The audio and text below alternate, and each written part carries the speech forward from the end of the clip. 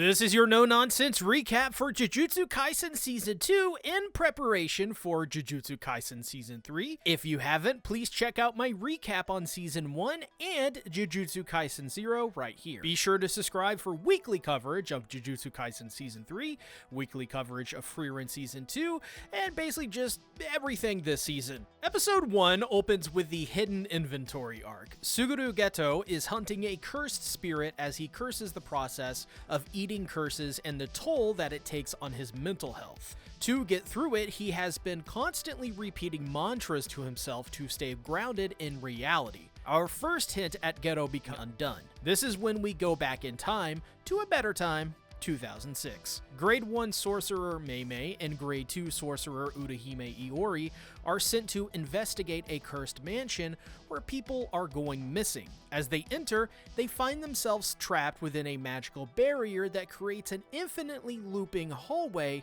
trapping them. After 2 days, they are rescued by Geto, Satoru Gojo, and Shoko Ieri, who at the time were just second years. Gojo, even then, casually destroys the mansion with cursed technique Lapse Blue, effectively breaking the barrier. In the aftermath, it's revealed that the students had forgotten to put up a concealment curtain, which causes a scandal to the public. So, Masamichi Yada, their teacher, punishes them. Eventually, an argument erupts between Gojo and Geto about a philosophical debate. Gojo finds that protecting the weak is exhausting, while Geto is firm in his belief that protecting non-sorcerers is a core pillar of their dogma. This belief would be challenged in their next mission, as the two hunks are assigned to a high-stakes mission from Master Tengen himself. They are to escort and protect at all costs the Star Plasma vessel so that she can merge with Tengen, effectively erasing her individual existence and preventing Tengen from evolving into a threat to humanity. The vessel is a simple high school girl, Riko Amanai, a subject I am very familiar with, viewer. It is revealed that two groups are after Riko: the cursed user organization Q, who wants to just sow chaos, and the Time Vessel Association, who are a religious group that sees the merger as impurity to their deity. They eventually locate Riko. As they approach, all hell breaks loose as Q bombs her hotel, leading to Geto saving a falling Riko. Meanwhile, Gojo confronts a Q member and deals with him easily. But while this happens, Yoji Fushiguro is hired by the Time Vessel Association to take out the Star Plasma Vessel. Geto has Kokun, a Q member, restrained as he received a photo from Gojo bragging about taking their supposed strongest soldier, Bayer, confirming that he basically dissolved Q by himself. Elsewhere, Shiru Kong, a middleman, finds Toji Fushiguro as he reveals to the man that he used his advance payment to post a massive 30 million yen bounty on Riko Amanai. That is a very smart plan, as it allows for an easy way to wear them down. We are then introduced properly to Riko Amanai and her caretaker, Misato Kuroi, who confirms the two hunks as Riko's protectors. Riko insists on seeing her friends at school just one last time, and despite Gojo's disapproval, Yaga orders them to comply, as fulfilling her wishes are a specific directive from Master Tengen. At school, Geto's surveillance curses are destroyed, and he splits from the group to confront the intruder. Turns out it is an elderly curse user. Expertly, he baits the elder into a close-range fight where he reveals his hand-to-hand combat skills are no match for the old and defeats him. Gojo finds Riko, but they are surrounded by a cursed user who uses a clone technique. So, using 6 eyes, Gojo instantly analyzes the technique. Effortlessly, he destroys the clone users using cursed technique Lapse, Blue, and Infinity, though he does attempt to use Reversal Red, but it fails. Afterwards, Riko receives a text with a picture. It shows that Misato Kuroi has been kidnapped by the enemy. They do end up rescuing Misato in Okinawa, so what else to do than to enjoy a day at the beach with two major hunks? In an inversion of Toji's plan, Gojo sees the bounty's time limit as something that will protect them and thus decide to postpone their return and to give Riko one last day of freedom. Genki Girl wins again, yippee! Jujutsu High dispatches first-year Kento Nanami and Yu Haibara to secure Naha Airport to stop a potential attack to delay the merger. All the while, Riko enjoys a fancy dinner and an aquarium date. They arrive the next day just as the bounty expires. Believing that the mission is now over, Gojo deactivates his constant infinity technique. In that exact moment, Toji strikes, stabbing Gojo through the chest. He then explains his entire strategy. The bounty and its time limit were a psychological ploy to create a false goal, forcing Gojo to maintain his technique until a specific moment, ultimately leading to him letting his guard down. Gojo orders Geto to take Riko and complete the mission while he deals with Toji. This is when Toji's heavenly restriction, or if you are a real JJK fan, his heavenly kitchen is revealed, granting him immense power and zero curse energy, making him invisible to Six Eyes. But it also gives him the ability of 11 herbs and spices. In other words, he's finger-licking good. His speed is incredible, and along with his weapon, given to him by a cursed spirit that specifically stores weapons, making him, well, brutal. After an exchange, Gojo gets distracted because he's worried about Genki. Toji uses that to exploit an opening and stabs him in the neck with his special grade cursed tool, the Inverted Spear of Heaven, which deactivates any cursed technique it touches. A Fate reference, my friends? Is it a Fate reference? Or is it a Fate reference? Do we know? With Satoru's infinity now nullified, Toji delivers insane and fatal strikes, leaving Gojo for dead. Now within the Tombs of the Star, great name for a band by the way, Geto gives Riko a choice. She can merge or she can return home to Misato. In an emotional moment, she chooses to live instead of merging, and we know what happens next. But as she goes to take Geto's hand, because I would too, Toji appears and shoots her in the head, killing her instantly. In the fallout, the cold Toji tells a horrified Geto that he has also killed Gojo. Now consumed by rage and grief, he unleashes his attack against Toji with the specific goal of revenge. After Riko's death, Geto is enraged and attacks Toji with Rainbow Dragon and Kuchisaki Onna, his powerful curses. Despite their power, Toji is able to easily outmaneuver and destroy them with only his physical prowess and talent with cursed tools. Toji defeats Geto, slashing him but sparing his life, only because he doesn't know what would happen if the thousands of curses Geto has absorbed were released. Toji then delivers the corpse of Riko to the Time Vessel Association. The leader of the group then explains their fanatical beliefs and the willingness to plunge the world into a religious death, then allow Tengen to merge. Good old Christians, yeah boy! Toji is confronted by Gojo, who has survived because of his mastering of the reverse curse technique. Delirious and in a euphoric state, a rematch begins. Toji realizes that Gojo is a different beast from before. He dodges all of Toji's attacks and uses red for the first time, showcasing the valley of strength between the two. Toji, however, ignores his instincts to flee and instead fights back. Gojo responds by using the combined powers of blue and red to unleash his most powerful and ultimate technique, Hollow Technique Purple. This proves effective and obliterates and fatally wounds Toji.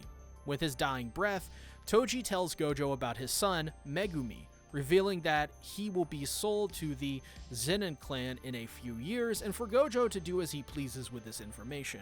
Geto regroups with Gojo as he carries Riko, surrounded by cheering members of the Time Vessel Association.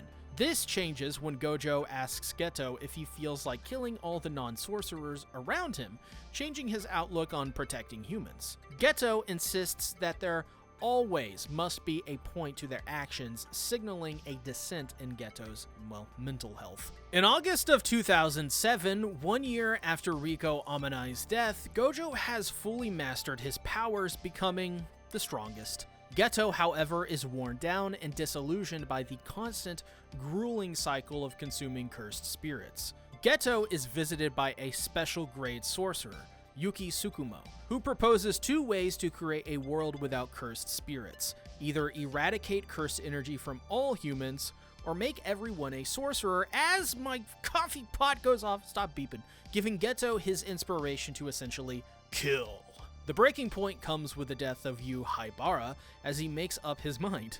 Being a sorcerer is a marathon which only ends in mountains of bodies. Later, on a mission, Geto finds 2 young sorcerer girls who were abused and eventually imprisoned and blamed for a curse's actions. Seeing this, Geto murders all 112 non-sorcerers in the village. He is then sentenced to death for his actions. Later, he admits to Gojo and Yaga that he also has murdered his non-sorcerer parents as he is fully committed to his insane path. Gojo confronts Geto in Shinjuku as he declares his goal is to create a world where only sorcerers exist by genociding all non-sorcerers. He dares Gojo to kill him, but he cannot bring himself to do it. Geto then takes over what is left of the Time Vessel Association and establishes himself as their leader and the beginning of the crusade against humanity. Gojo reflects that his strength can only save those who are ready to be saved, so he locates Megumi Fushiguro and Sumiki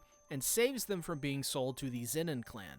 Now, a decade later, Gojo wakes up proud of Yuji, Nobara, and Megumi, strengthening his goals to protect and nurture the next generation. Now in the year 2018, Yuji, Megumi, and Nobara have a day off as Yuji tries to convince Nobara to see Human Earthworm 4 with him, and Megumi returns to the campus. Nobara is eventually approached by Yuko Ozawa, a girl who went to middle school with Yuji and has a crush on him. Yuko, since those times, has changed dramatically, and she confesses her crush on Yuji to Nobara.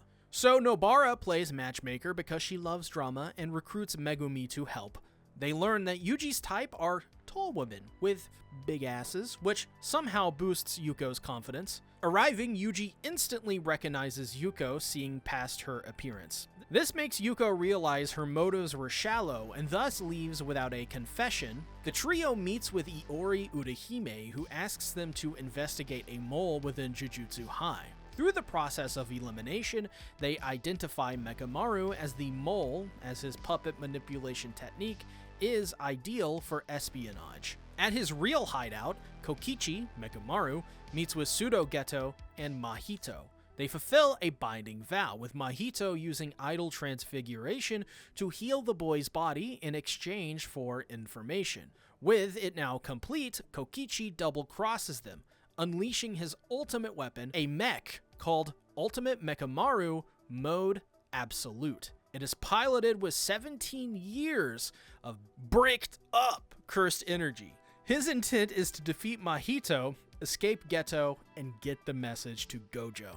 Ultimate Mechamaru is no joke, as he unleashes a relentless attack inspired by some of the best imagery from Neon Genesis Evangelion. Sorry, viewer, I just have to nerd out for a moment. Historically, this is seen as one of the most referenced anime in modern human history, and that's important as this fight is visually and virtually Mappa's tribute to Hideki Anno and the staff who worked at Gainax. Ultimate Mechamaru, fueled by years and years of bricked up cursed energy, unleashes a flurry of attacks. However, Mohito, as Google often likes to, autocorrect to, is resilient and withstands and blocks any attack, landing immense blows to Ultimate Mechamaru. So, Kokichi unleashes his new technique, New Shadow Style Simple Domain. This allows Kokichi to damage Mahito's soul, thus bypassing his natural immunities. It is a success, and lands a good hit that severely injures Mahito,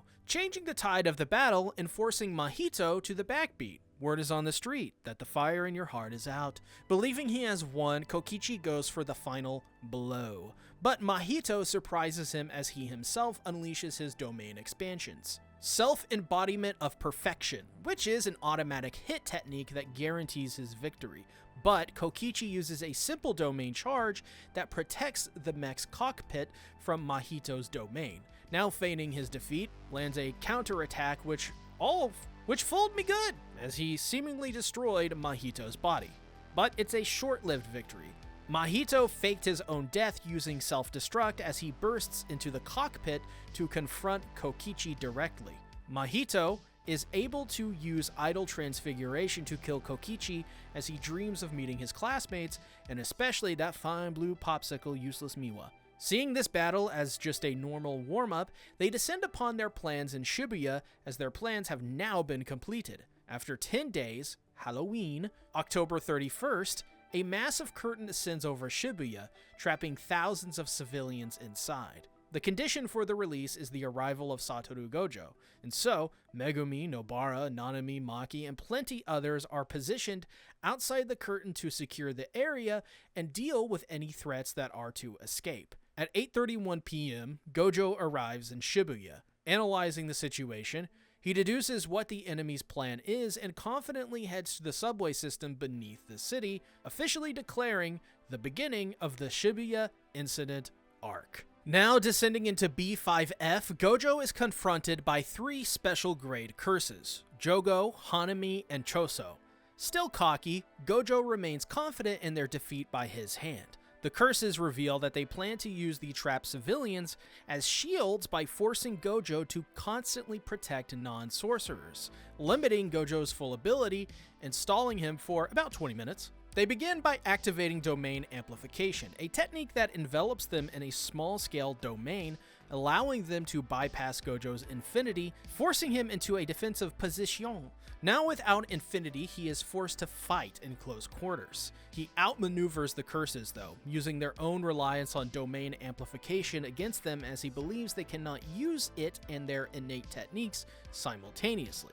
Gojo then baits Hanami into deactivating their domain amplification to use its innate technique. Seizing upon the opening, he brutally rips the branches from Hanami's head and uses an amplified infinity to crush Hanami against a wall, completely destroying it. Meanwhile, Yuji is assigned to Team Meimei as they are dispatched to Meiji Jungumai Station to deal with a secondary curtain blocking sorcerers' access to B5F Station. As Yuji enters the station, he is confronted with a grasshopper-cursed spirit guarding the barrier's talisman. He engages in a battle of taijutsu and overpowers the curse despite constantly telling Yuji it is big brains and very big smart. And thanks to the presence of transfigured humans, it confirms to him that Mahito is involved in the incident. So Yuji exercises the curse and destroys the talisman to lower the first curtain. Team Meimei then regroups as they are now able to proceed toward the central battlefield of Shibuya. But Mahito is ready for them as they remain focused, boarding a train to Shibuya Station to fulfill his role in the incident. Gojo rips off Jogo's arm and uses it as a shield, and showing off his ability to kick major ass when without infinity.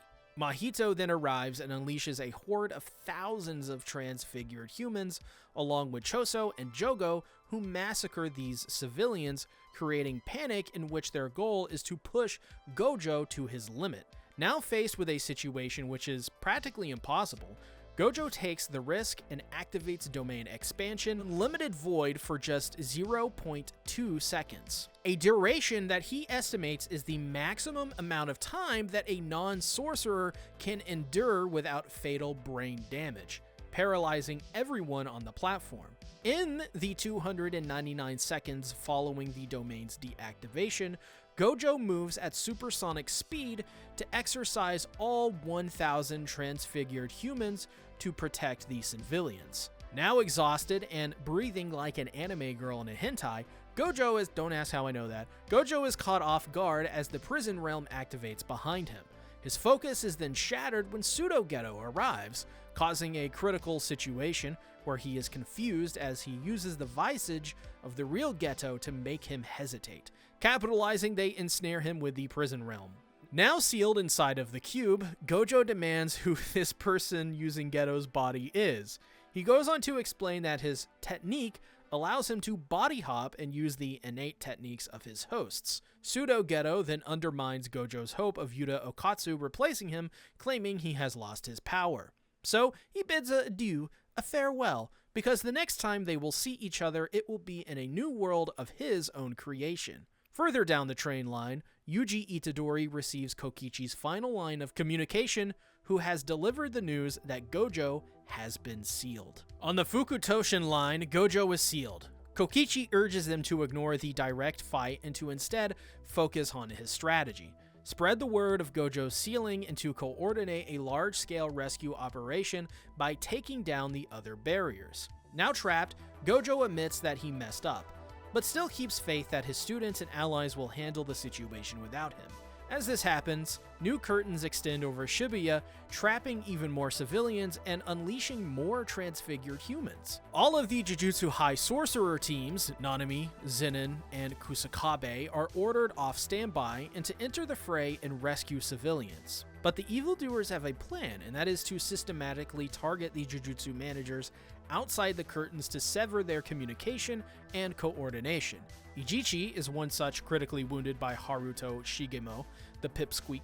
Yuji is then seen fighting through transfigured humans as he climbs a building and screams out the news of Gojo's sealing across Shibuya. Then, the special grade curses figure out and debate their next move. Jogo wants to use Yuji to revive Sukuna, while Mahito and Choso want to kill him. They settle on a dance macabre reference. Anyone know what that is? Dance macabre? Macabre? Macabre? Macabro? Whoever finds Yuji first decides his fate. Team Nanami finds Yuji, assuring the situation. Nanami tasks Ino, Megumi, and Yuji with taking down the curtains blocking access to Gojo's location. This is the start of their rescue operation.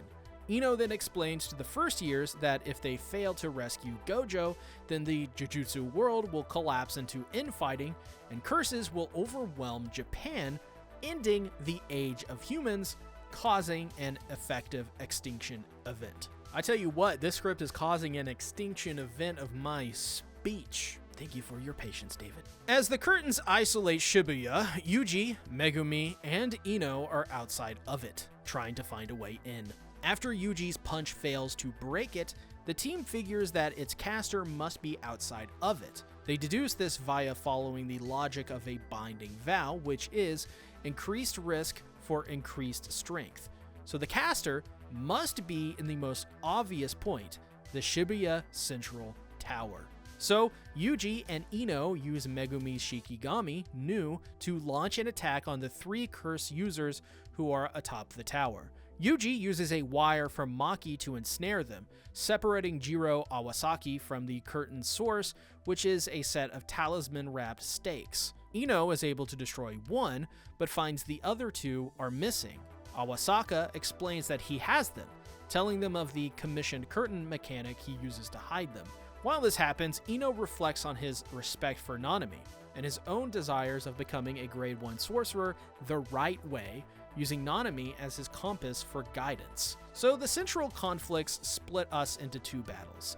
Yuji and Megumi versus Awasaka on the streets, and Ino versus Ogami and her grandson on the tower. The first major turning point occurs when Ogami completes her seance ritual, turning her grandson into Toji Fushiguro by summoning him into his body via a DNA capsule. Simultaneously, Megumi deduces Awasaka's innate technique, Inverse. This allows a kind of opposite effect to happen. Opposite day, if you will. Strong attacks are weak, and weak attacks are strong. Ino is defeated by Yuji, who is no match for his speed and power. Meanwhile, Yuji and Megumi bait Awasaka using a combination of various attacks. This culminates in Yuji feinting a powerful blow and instead landing a simple weak punch, which, with Inverse, is amplified and thus knocks out Awasaka. The reincarnation of Toji almost assuredly means a new threat for every sorcerer in Shibuya, friend or foe alike. As Toji's consciousness fully usurps the body of Omi's grandson, defying the seance technique, he immediately kills Ogami. Nobara and Akari Nida are then ambushed by Haruta Shigemo. A fight ensues where Shigemo reveals his mysterious, luck-based technique which allows him to gain the upper hand almost immediately, concussing Nobara and heinously wounding Akari. Mei then reveals through a monologue her personal philosophy on life. A person's value is proportional to their usefulness to her, as service potential is life itself. Executing Ebina. So, she freaking executes Ebina. Nanami then arrives during Shigemo's fight with Nobara as Daddy is home and he is not happy. He destroys Shigemo. As this happens, pseudo Geto confronts Meimei, summoning the smallpox deity, which traps the slimy woman in its domain expansion. This episode ends with two major hooks. Meimei is in a desperate fight for her life inside of a domain, while Yuji is entering the station, confronted by a vengeful Choso, who immediately attacks using his ultimate technique, piercing blood. Let's break up the pace just a little bit. We're about halfway through the video, and congrats, you made it! If you haven't, brew up some coffee, tea, get some snacks, low carb though. Thanks for watching, and thanks for sticking with us. Yuji then enters Shibuya Station in one of the best episodes of the series yet. He is confronted by Choso, who is here to avenge Eso and Kechizu, the two brothers Yuji and Nobara killed together at the end of Season 1. The fight ends with Choso using piercing blood.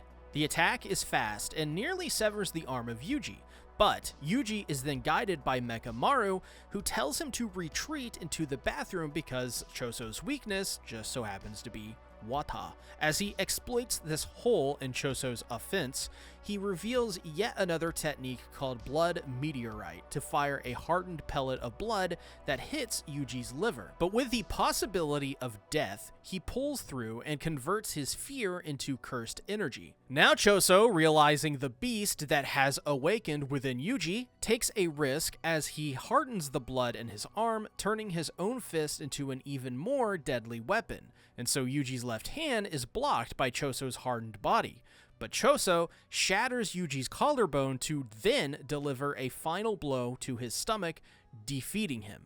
But Choso can't land the blow to kill Yuji, as he is suddenly stricken with a false memory of Yuji being his brother. And so this confuses Choso as he is disoriented and stumbling. He is not able to kill Yuji. But later on, the twin curse users, Mimiko and Nanako, appear to feed Yuji one of Sukuna's fingers. Meimei and Ui Ui continue to fight the smallpox deity as they are within its domain expansion, which is an automatic hitting domain that actively buries them in a coffin and then counts down to infection. So, for no reason, Mappa decides to give Meimei fan service to mama's boys and girls out there. Mommy deduces that the domain targets the strongest cursed energy signal, so she plots in her typical slimy way by using Ui Ui as bait to have him flare his energy while she suppresses hers, leaving the defense up to him.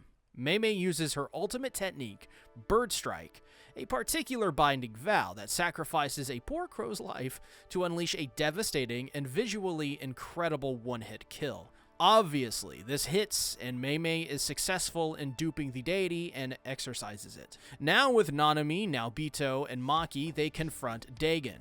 Being wounded, Dagon is in rage over Hanami's death, which allows him to digivolve from a cursed womb into a full-on special grade curse. Now Naobito uses his projection sorcery to move at impossible speeds to overwhelm Dagon. Now, despite their efforts, Dagon unleashes his own domain expansion called Horizon of the Captivating Skanda, which traps them in a coastal domain, which is, of course, a guaranteed hit, except with a twist. The hit comes from Piranha Shikigami, creating both a beautiful visual and a horrifying one. And as Maki is nearly overwhelmed, out of nowhere, like an RKO, Megumi Fushiguro invades the domain with, you guessed it, his own domain expansion, Chimera Shadow Garden, which is incomplete, taking away its capability to guarantee hit and turning the tide. Megumi then shifts his focus to escaping Dagon's barrier to help everyone escape, but on the condition that the curse cannot be cast again that day.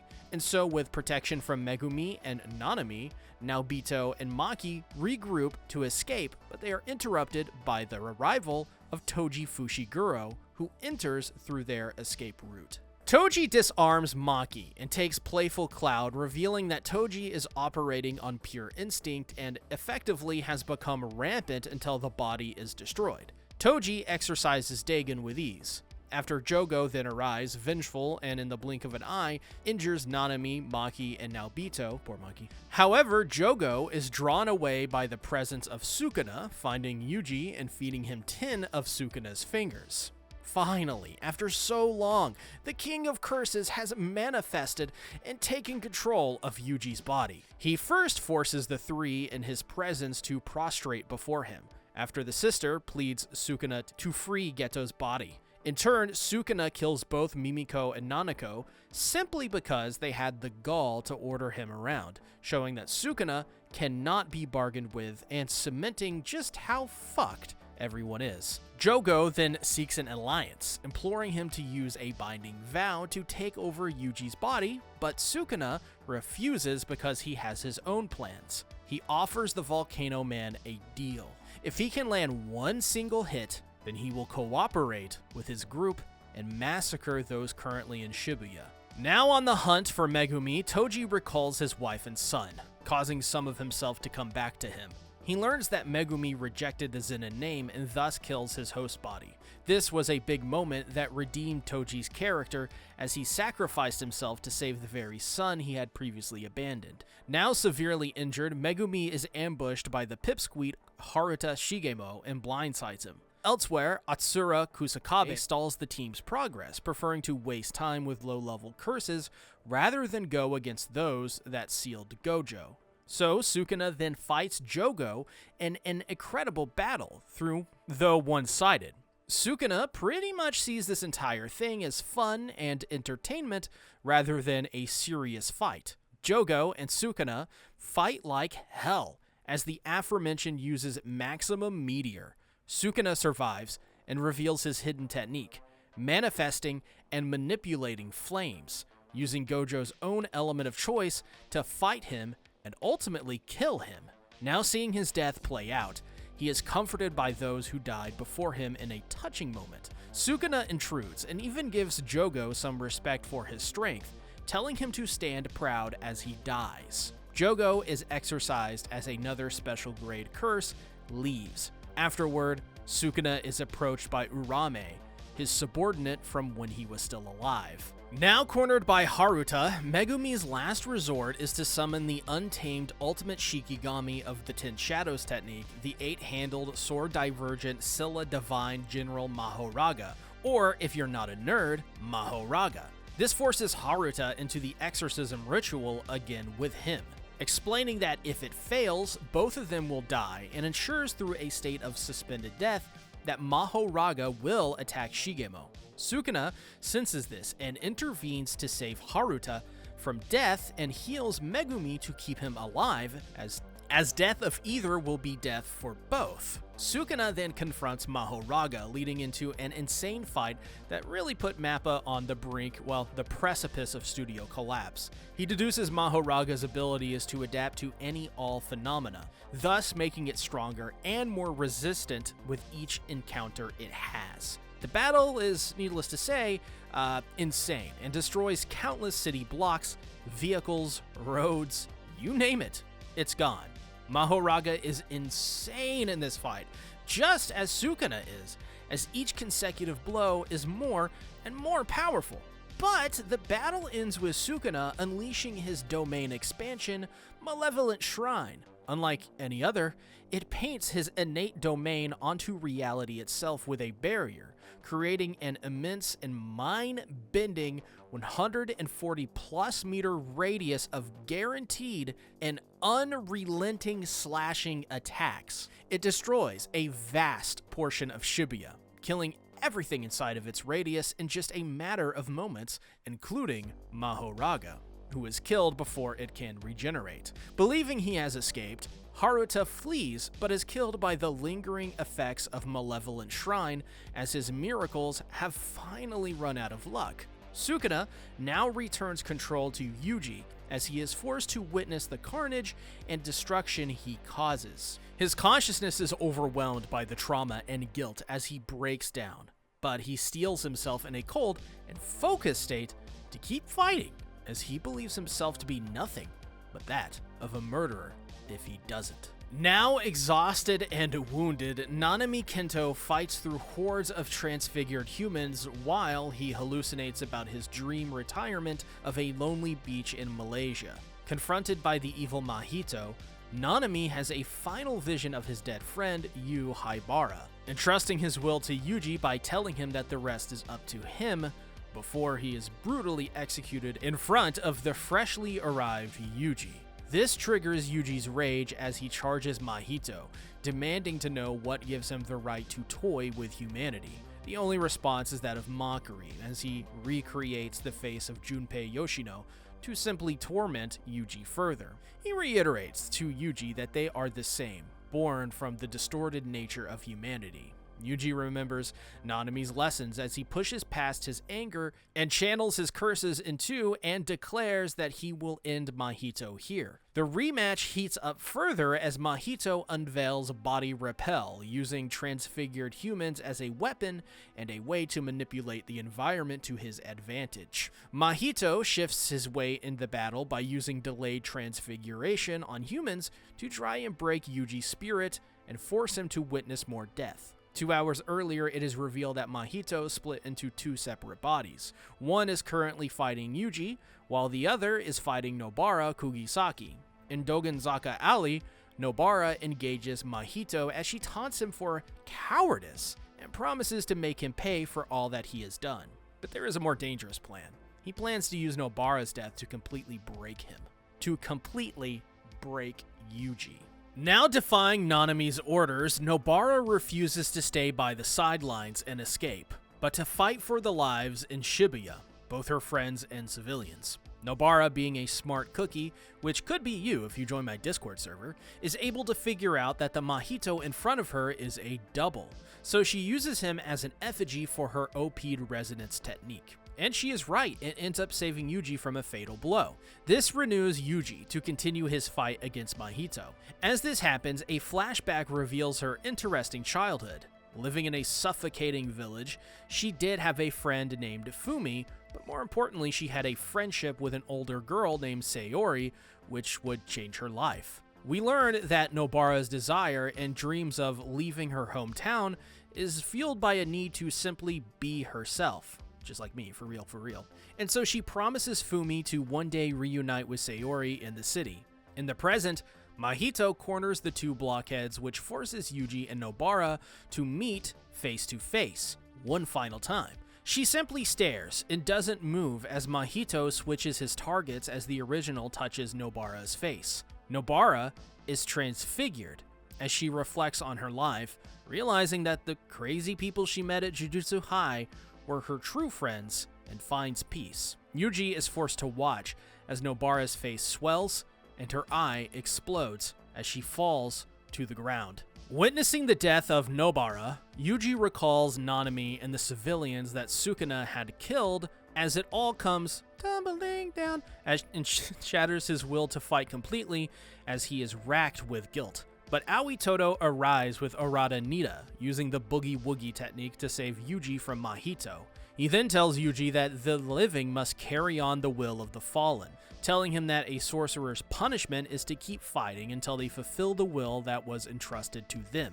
Yuji stands back up, and Arata uses his cursed technique to attempt to stabilize Nobara. Yuji re-enters the fray and lands a black flash with some extra stank on it to Mahito as Aoi and Yuji are united. As this happens, on a train to Shibuya, Kokichi uses his final moments to say goodbye to Miwa, confessing his love to her and to tell her to find her own happiness. As the battle continues, Yuji, Todo, and Mahito tap into 120% of their potential as they unleash Black Flash at the peak of their strength. Mahito uses Body Repel to destroy the station, which forces the fight into the streets of Shibuya. Mahito then declares that this is their final chance to curse one another. Did you know that this video doesn't use an AI voiceover? That's right, that's me, I can prove it.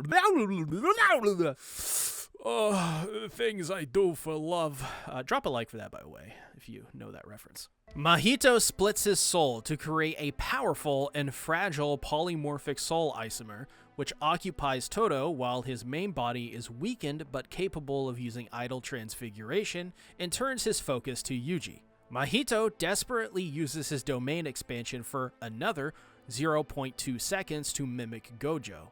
Todo is able to protect himself with a simple domain, though the exposure still transfigures and destroys the brother's left hand. Now suffering from burnout, Mahito simply overwhelms Todo, but Todo uses the distraction of his fallen locket to clap with Mahito's own hand, swapping him into a point-blank range for Yuji's Black Flash. Now, Mahito is forced to take it, as he is able to understand in a deeper way his own soul, digivolving into his ultimate form, the instant spirit body of distorted killing, which grants him even more durability and more weapons. Because of this, Yuji's punches are ineffective against Mahito, as he simply can't compete, slamming Yuji into a crater and using his weapons to corner him. So, Yuji gambles everything on a single, simple, maximum power Black Flash. In turn, Mahito cooked up a counter by partially deactivating his form, which makes Yuji's punch slip, but is still hit by the delayed impact of Yuji's forgotten divergent fist. Now from the crater's edge, Todo bluffs by mimicking a clap with his amputated arm. Mahito, who is expecting Boogie Woogie, falls for it and turns to defend against an attack which will never come. Yuji is then able to land the decisive Black Flash, blasting him out of his form and leaving him defenseless, on the ground and broken.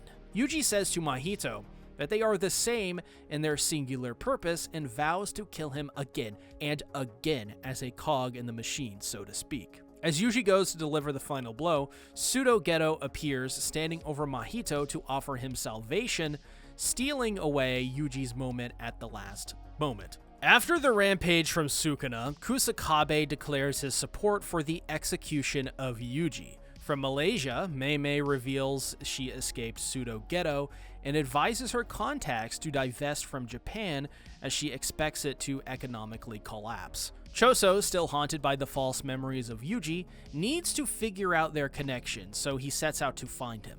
Pseudo Geto then shows off the overwhelming power of his cursed spirit manipulation, using a combination of curses to overwhelm Yuji.